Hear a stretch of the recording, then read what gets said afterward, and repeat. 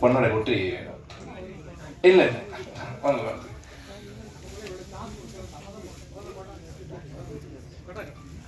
திரு சகோ கணேசன் அவர்கள் மேலே கேட்கிறேன்.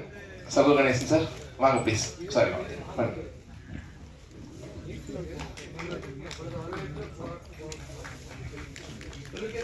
கொஞ்சம் கைத்தட்டியாவது ஒரு உற்சாகப்படுங்க மக்களுக்கு. அவரோட 12வது பாடல் ஒரு வருஷம் உழைப்பு, அவருக்கு எப்படியாவது என்ட்ரிக்கு இங்கே வரணுன்றது. இது எல்லாமே திருப்பி நான் குறிப்பிட வேண்டியது எந்த கமர்ஷியல் ஆஸ்பெக்ட்ஸும் கிடையாது. அவர் சொந்தமாக ஒன்றா படிப்படியாக முன்னேறி வந்துட்டு இது என்ன இருக்குது, இந்த சினிமா துறை எப்படி இருக்குன்னு ஒரு கற்பிக்கிறதுக்கான ஒரு பெரிய படியாக தான் நான் நினைக்கிறேன். அந்த விஷயங்கள் கண்டிப்பாக அவர் கொண்டு சினிமாவுக்கு சதானந்த் சார் எல்லாருக்கும் தெரிஞ்சிருக்கும். ராஜா சார் அவரோட கிட்டாரிஸ்ட். இப்போ நம்ம அத்தனை கிட்டார் பாடல்கள் எல்லாமே சதானந்த் சார் அவரோட தொகுப்பில் வந்தது தான். இப்போ ரீசெண்டாக அவர் மியூசிக் பண்ண இந்த பாட்டு தான் இன்றைக்கி அதுக்கான ரிலீஸ் தான் இன்றைக்கி நடக்குது. இந்த ஃபங்க்ஷன் உயிரிணையே.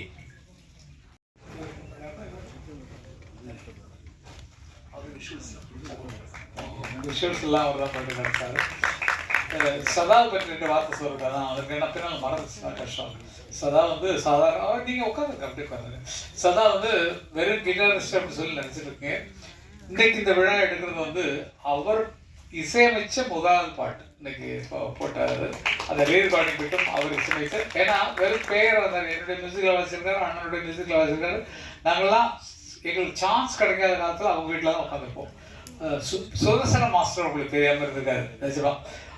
எல்லாருக்கும் அம்மாவும் நீயே அப்பாவும் நீ அன்புடனே ஆதரிக்கும் தெய்வமும் நீயே என்ன பாட்டா இருக்கட்டும். நிறைய பாடல். ஓ ரசிக்கும் சீமானை வாசலிக்கும் உடை அணிந்து சாதிக்கும் நம்புவோம் அதை நினைக்கும் பொழுதில் மனம் இணைக்கும் விதத்தில் புது சிறக்க பெறுவோம். கா கா கா ஆகாரம் உன்னை எல்லோரும் ஒன்றாக அன்பாக ஓடிவாங்க என்ற அனுபவ பொருள் விளங்க காக்கை அண்ணாவை நீங்கள் அழகான வாயால் பண்ணாக பாடுறீங்க காக்காவென ஒன்னாக கூடுறீங்க என்று பல பெரிய ஹிட் சாங்ஸ் கொடுத்து பண்ணவர். உதை காணாத கண் இல்லையே என்று பாடலாம் உருவாக்கி கொடுத்து அப்போ எல்லாம் வந்து எதுக்காக சொல்கிறேன்னா அவரை பற்றி மற்றதை பேச போகிறோம், அதுக்காக அவரை பற்றி பேசணுங்கிற ஆசையில் வந்துருக்கேன்.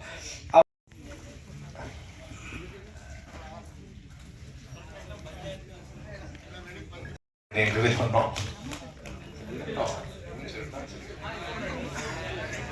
நாங்கள் சொல்லிக்கிறோம்.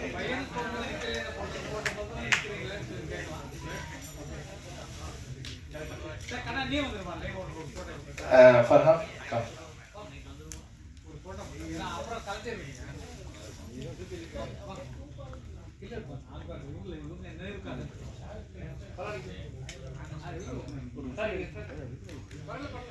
இப்போ நீங்கள் கேட்குறது எல்லாமே தனிப்பாடல் தான். அது வந்து தனிப்பாடல் கொடுத்து இந்த உறவுகளோட வலிமையை வந்து ஒரு தனிப்பாடலை போட்டு ப்ரொடியூஸ் பண்ணுறது எனக்கு வந்து பெரிய விஷயம். அதுக்கான எஃபர்ட் எடுக்கிற கிளாடிக்கு மறுபடியும் வாழ்த்துக்கள்.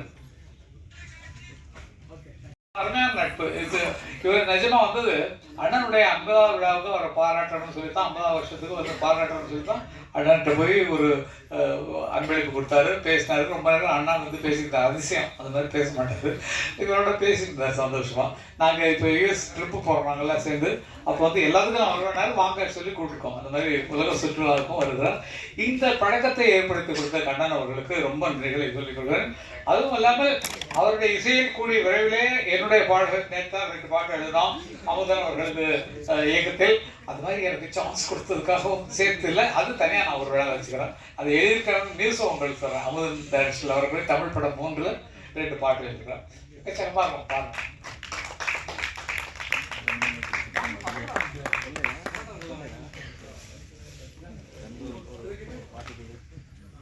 இது ஒரு முக்கியமான படம். மூலமாக ஏஐ மூலமாக நடிகர்களை நடிக்க வைத்து அதுக்கு ஒரு ஸ்கிரிப்ட் எழுதி பண்ணார். ஆனால் ஒரே ஒரு பாட்டு நான் பாடினதுக்கு மட்டும் ஆர்டிஸ்டே பாடாமல் என்னுடைய போர் முகத்தையே நீங்கள் காட்டிட்டீங்க. அதுக்கு ஒரு சிவாஜி படம் அம்மாவை பற்றி பாடினது, எம்ஜிஆர் பாடினது, அது எல்லாம் அம்மாவை பற்றி அம்மா என்று அழைக்காத ரஜினி பாடினது, நானாக நான் இல்லை தாயே கமல் பாடின ஷார்ட்ஸ் எல்லாம் போட்டிருந்தீங்கன்னா கூட நல்லா இருந்திருக்கும். ஏதோ என் முகத்தை பார்க்குறது ரொம்ப நேரம் வந்துட்டு தான் இருந்தது. நிஜமாவே இந்த சந்தர்ப்பம் வந்து எல்லாருக்கும் எல்லாம் நல்லவர்களை தேடி தேடி போகிறார். இது நல்ல மியூசிஷியன் எங்க இருக்காங்க அப்படிங்க, சதாவா ஆயோ சதா மாஸ்டர் கொடுக்கலாம் அவர் சொல்லி சதா கொடுக்குறது. கண்ணன் அவர்களாலும் இதெல்லாம் நடக்குது. அப்போ கண்ணனுக்கு வந்து நான் நன்றி சொல்லணும். நாங்களாம் ஒன்றா தான் ஒரே குடும்பமாக தான் இருக்கோம். நாங்களாம் ரொம்ப சந்தோஷமான விஷயம். அவர் வந்தாலும் சரி, கிளாடி அவர்கள் அத்தனை பேரையும் உற்சாகப்படுத்தியும் சரி, இந்த இவங்கெல்லாம் தவசிலே அவர்களாம் வந்திருக்காங்கன்னு சொன்னால் அவங்களாம் வளர்வதற்கான ஒரு சந்தர்ப்பத்தை உலகம் முழுக்க, நம்ம வந்து தமிழ்நாட்டில் மட்டும் இல்லை, அவர் வந்து அங்கேருந்து எல்லா யூரோப் கண்ட்ரிக்கு யூஎஸ் எல்லா இடத்துக்கும் அனுப்புகிறாருன்றாலும் வந்து லெட்டர் வாங்குற வரைக்கும் நீ சோலோ மோஷத்துக்கு வாசிக்கோன்னு சொல்லிட்டாரு. நமக்கு வந்து தெரியாது. சரின்ட்டு எல்லாம் அவசரத்தில் இருக்கிறாங்க. நான் வாசிக்க ஆரம்பிக்கிறேன். இப்படி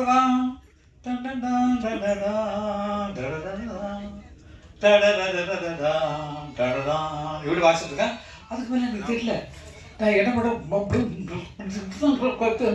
அப்படி ஆகிப்போச்சு. கட்டாய என்னடா என்ன வாசிக்கிறது அப்படின்னா சரி வாசல் ஒன்று இதே மாதிரி 3 தான் போச்சு. வயலன்ஸ் எல்லாம் சொல்லாது அவர் சீக்கிரம் வாசிச்சிருப்பான். நாங்கள் வீட்டுக்கு போனேன், எங்களுக்கு மின்ட்டு போனேன்னு அது இன்னும் வளருது. அந்த மாதிரி நான் அனுபவப்பட்டு வந்தவங்களுக்கு இதுக்காக சொல்கிறேன். இந்த மாதிரிலாம் கற்றுக்கிட்டு வந்தவங்க தான் பல பேர் திட்டு வாங்கிக்கிறோம், அடி வாங்கிக்கிறோம். நம்ம தட்சிணாமூர்த்தி சுவாமிகிட்ட வாசிக்கிறோம். பாக்கியமான விஷயங்கள், அவரோட விஷயங்கள் எனக்கு சொல்லாதான் நடந்திருக்கு. அதெல்லாம் பெரிய தெய்வங்கள். அண்ணன் தான் வந்து அவங்க குழந்தைங்க, எங்கள் குழந்தைங்கள்லாம் அவர்கிட்ட போய் சாப்பிட்டுக்காம நாங்கள் அனுமதிக்கிறதே இல்லை. அவங்கள்ட்ட தான் போய் சா பாடணும். அது மாதிரி அப்படிப்பட்ட குருக்களோட வளர்ந்த பாக்கியம் எல்லாம் எங்களுக்கு இருக்கிறது இந்த காலத்து குழந்தைங்களுக்கு கிடைச்சிருக்கா இல்லைன்னு தெரியல. ஏன்னா காரணம் என்னன்னா ஃபுல் சாங் இந்த சாங்கு கண்டினியூஸாக பாடணும். அப்போ இப்போ நம்ம ஒரு லைன் எடுத்தோமா,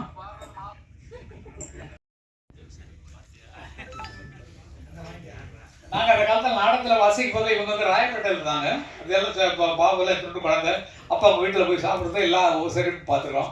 இன்றைக்கு பார்த்தால் அவங்க அப்பா எப்படி இருந்தாரோ அதே மாதிரியே இவரும் எல்லாரோடையும் சேர்ந்து அரவணைப்பாக கேட்டார். நான் அங்கே இருக்கேன் இங்கே இருக்கேன்னு நிஜமாக பயங்கர பிஸி தான். அந்த நேரத்தில் இதையும் சேர்ந்து அரேஞ்ச் பண்ணி கொடுத்ததுக்காக ரொம்ப ரொம்ப நன்றி பாபு. ரொம்ப சொல்ல ரொம்ப நன்றி. எனக்கும் கொடுத்த லிரிக்ஸ் சாருக்கு ரொம்ப நன்றி. அதில் ரொம்ப ஹைலைட்டு கங்கைவரன் பாட்டை எழுதினது தான்.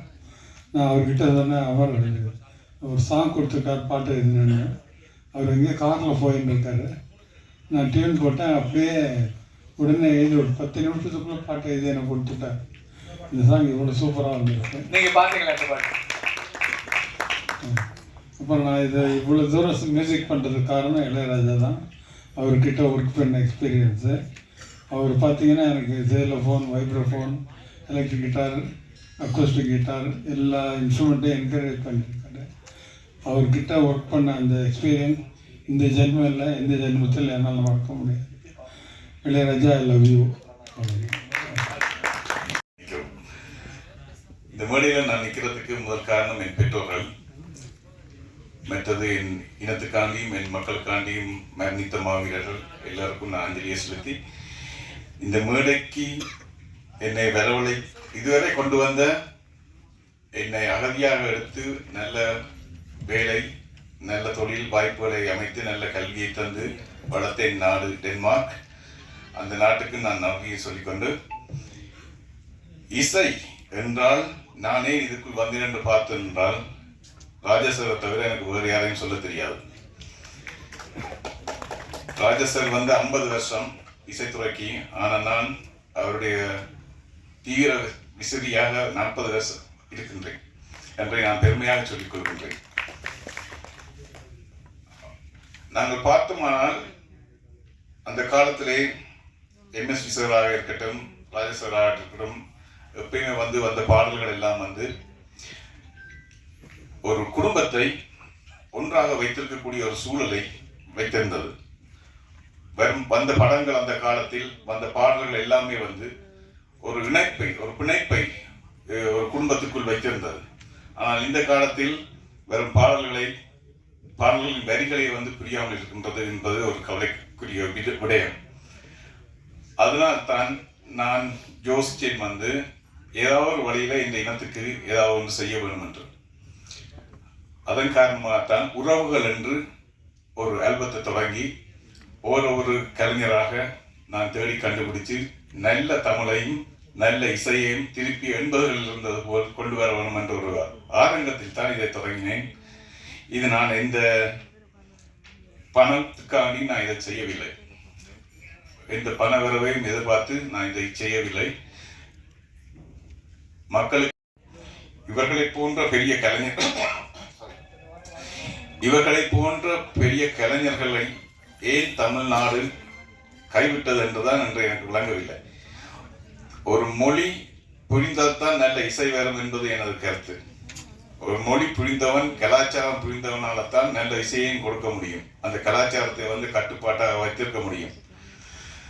ஆனால் இவர்களுக்கு இனி வெறும் தயாரிப்பாளர்கள் இவர்களை அணுகி இவர்களுக்கு வயதுதான் ஆகிவிட்டதை ஒழிய மனசு இன்றும் இளமையாகத்தான் இருக்கின்றது. இவர்கள் எடுக்கும் மருந்துகளை விட இவர்களுக்கு கொடுக்கும் இசைக்கான வேலை இவர்களுக்கு மருந்தாக செயற்படும் என்பது அதை நான் மிகவும் தெளிவாக கருதுகின்றேன். ஆனபடியால் தமிழை முன்னிறுத்துவோம், தமிழுக்காக உழைப்போம்.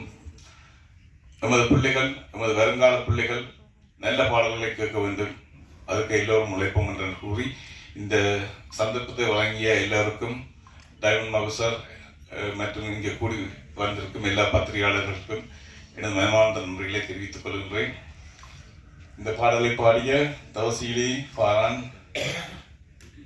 மற்றது இதுக்கான வீடியோக்களை செய்தது சவு கணேசன் சொல்லி அங்கே இருக்கின்றார். அவர்தான் இவ்வளவு அழகிய வீடியோக்களை எனக்கு செய்திருக்கிறார். அதே மாதிரி டனி என்றும் ஒருவர், அவர் இன்று வர முடியாமல் போய்விட்டது. எல்லோருக்கும் எனது நன்றிகளை கூறிக்கொள்கின்றேன்.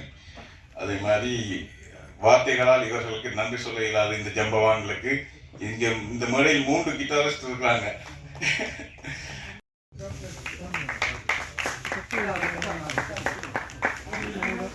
வெளியிட்டு